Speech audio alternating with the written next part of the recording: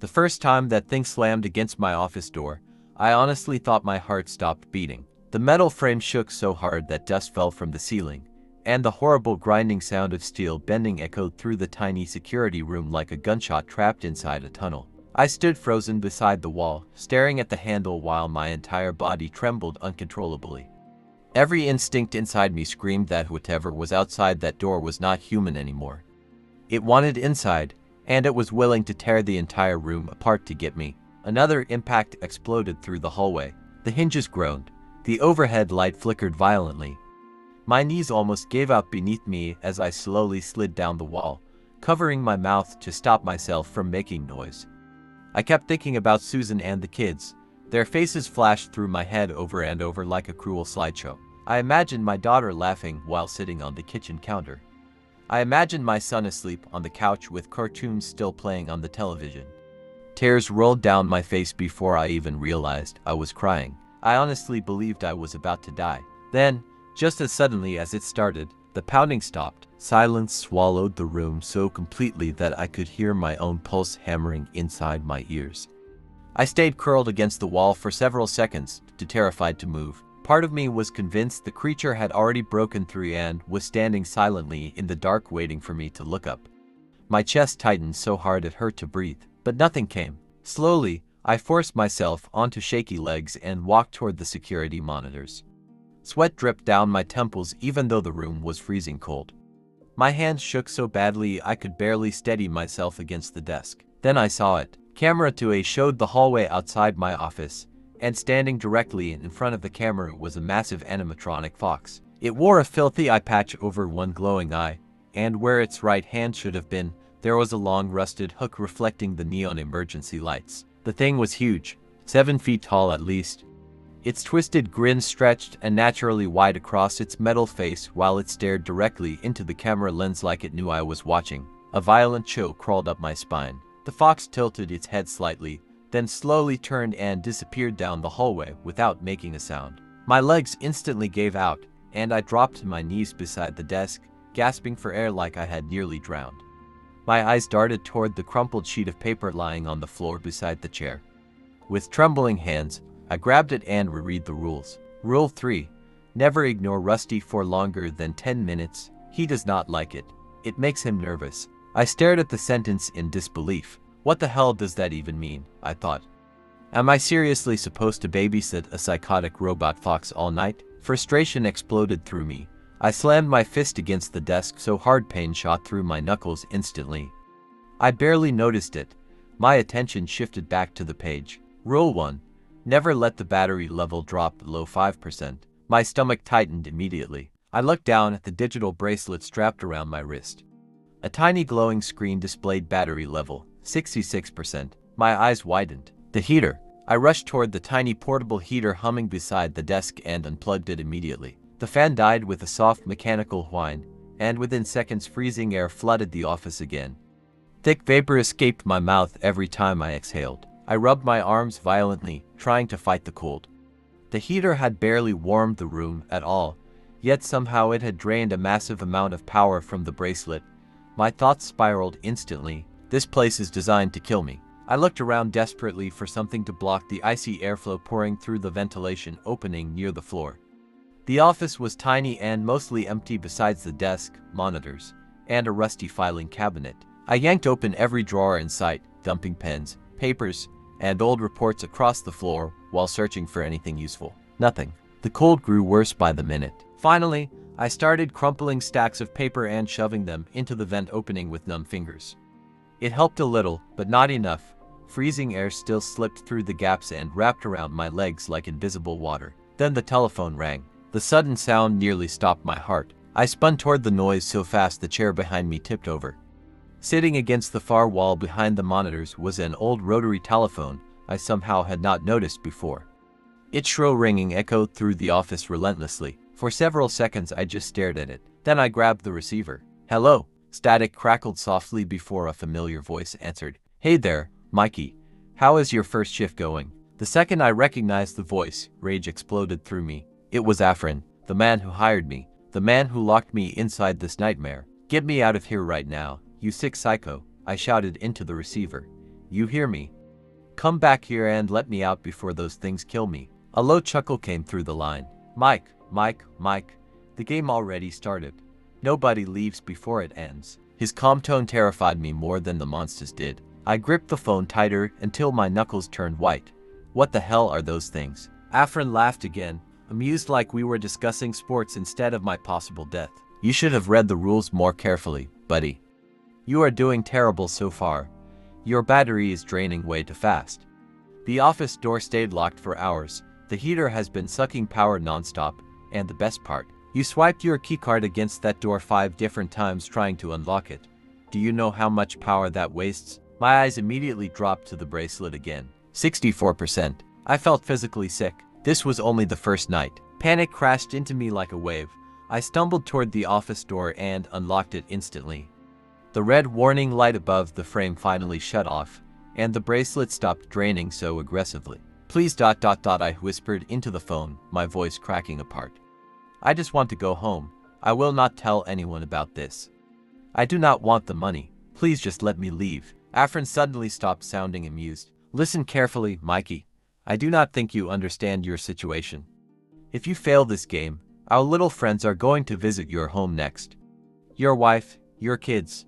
So if I were you, I would start trying a lot harder to survive. Every muscle in my body locked instantly. My home, my family. My breathing became uneven and sharp. Rage and terror mixed together so violently I thought I might black out. If anything happens to them, I swear to God I will kill you. Mechanical beeping interrupted me. The line disconnected. I stood there staring blankly at the receiver while my hands trembled uncontrollably.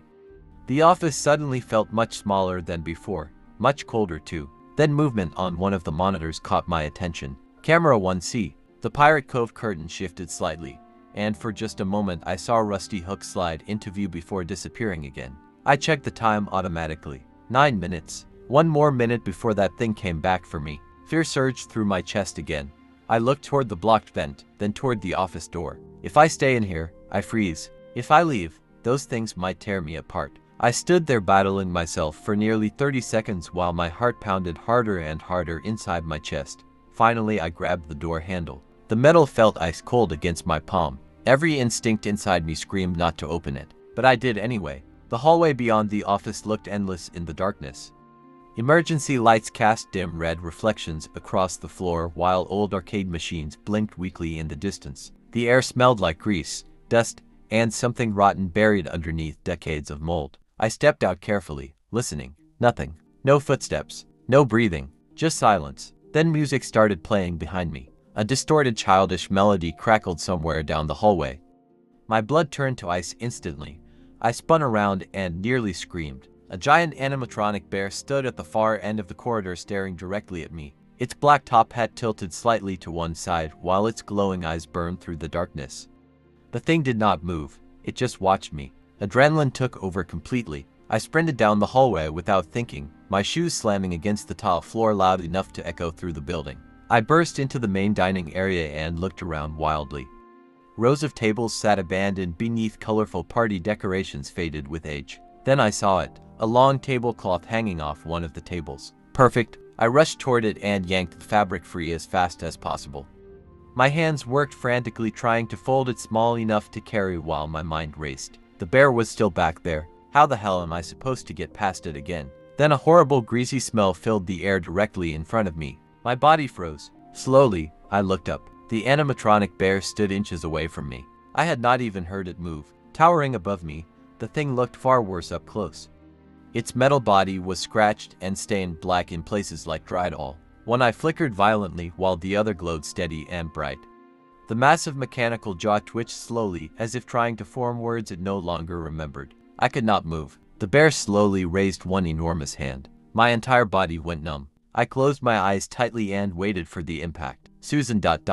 I am sorry. Instead of pain, something lightly tapped my nose. Confused, I opened my eyes. The dining room was empty. The bear was gone. For 1 second, I genuinely wondered if I had hallucinated the entire thing. Then survival instinct snapped me back to reality. I bolted toward the office, clutching the folded tablecloth against my chest. I slammed the door behind me and collapsed to my knees, gasping for breath. My entire body shook violently from adrenaline. What the hell was that thing doing? Why did it let me go? I looked at the monitors. Every animatronic had returned to its original stage position like nothing had happened. My hands moved quickly as I stuffed the tablecloth deep into the ventilation opening. Finally, the freezing airflow stopped completely. Warmth did not return, but at least the room no longer felt like a freezer. I leaned against the monitors and closed my eyes for a moment. The tops of the old screens felt slightly warm beneath my hands. That tiny bit of heat felt like heaven. The rest of the night crawled by painfully slow. I forced myself to stay awake while staring at the monitors nonstop. Every time my eyelids drooped, fear jolted me alert again. Rusty appeared and disappeared constantly from Pirate Cove, forcing me to check camera 1C every few minutes like some sick ritual. By 6:14 a.m., my eyes burned so badly it felt like sandpaper scraping across them every time I blinked. The first night was finally ending. At least I thought it was. My stomach growled loudly enough to echo through the office. I realized I had not eaten or drank anything since the previous evening. Exhausted, I dragged myself toward the metal locker near the wall and grabbed the lunch Susan packed for me before work. The sight of her handwriting on the sandwich bag nearly broke me emotionally. I sat at the desk slowly eating while staring blankly at the monitors. Halfway through the bottle of water, a horrible realization hit me. This is all I have. According to Afrin, I was trapped here for 5 days. 5 days. Where the hell was I supposed to get food or water? Panic surged again. I grabbed the rule sheet and reread it desperately until one line caught my attention. Rule 5. At 12 p.m. our friends gather beneath the stage for pizza. Be polite. Between 12:05 and 12:07 there is a chance Molly may offer you one slice. I stared at the paper in disbelief. These psychopaths expect me to ask killer robots for lunch. Hours passed slowly while exhaustion crushed me harder and harder. The office remained quiet except for occasional static from the cameras and the distant groaning sounds of old machinery somewhere deep inside the building. Then, at exactly 11:53 a.m., the telephone rang again. I grabbed it immediately. "Mikey, my friend, I see you survived the first night." Afrin sounded almost cheerful. "Go to hell," I muttered. He laughed softly. "You are learning, though. Your battery only dropped 3% since our last call. That is progress." I clenched my jaw hard enough to hurt. "I am getting out of here. And when I do, I am coming for you."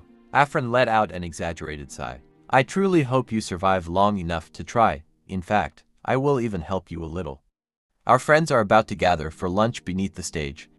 Between noon and 1 o'clock, they become very distracted. My eyes narrowed immediately. Distracted how? That is for you to figure out, Mikey. Maybe use the time wisely.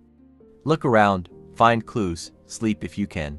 And maybe ask Molly Nelsley for pizza. The line disconnected again. I stared at the monitors thoughtfully. Then suddenly the main stage cameras changed. The animatronics were gone. Only Rusty remained inside Pirate Cove for a moment longer before finally stepping out and walking toward the dining area. From somewhere beyond the office walls, I heard pots clanging and metal footsteps echoing faintly through the restaurant. I switched to the dining room camera. Beneath the stage sat the giant bear alongside a rabbit animatronic and a chicken wearing a stained bib.